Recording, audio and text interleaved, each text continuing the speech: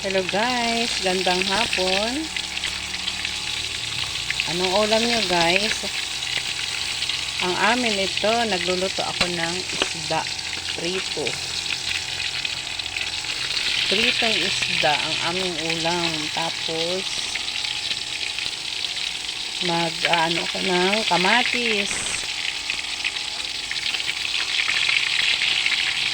Lalagyan ng toyo. Yung parang pinakang ano niya, pinakang sausawan niya.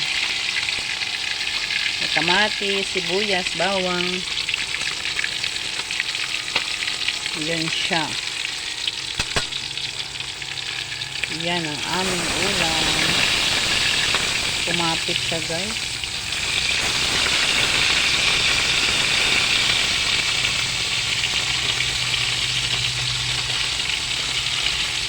Wala akong gulay ngayon. So itong isda lang ang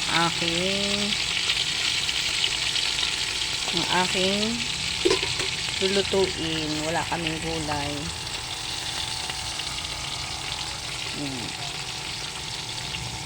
Ang mahal na rin niya ng isda guys. Lahat mahal. Ang isda, ang karne. Ay nako. Wala nang mura. Sa ngayon wala nang mura. Lahat mahal na. Kaya kaysa naman sa magkakarne kami, so ito na lang isda. Isda na lang guys.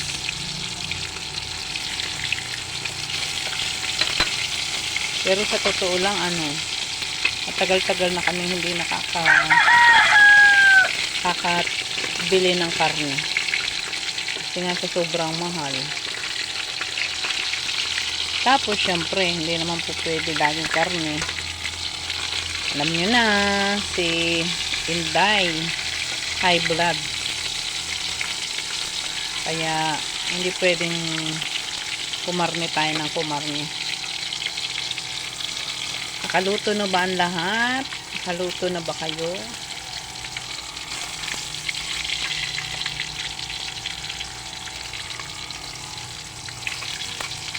Bali ito meron pa ako ditong 2 pirasong ipiprito.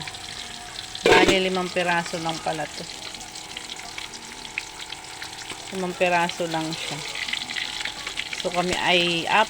So may tigigisa naman.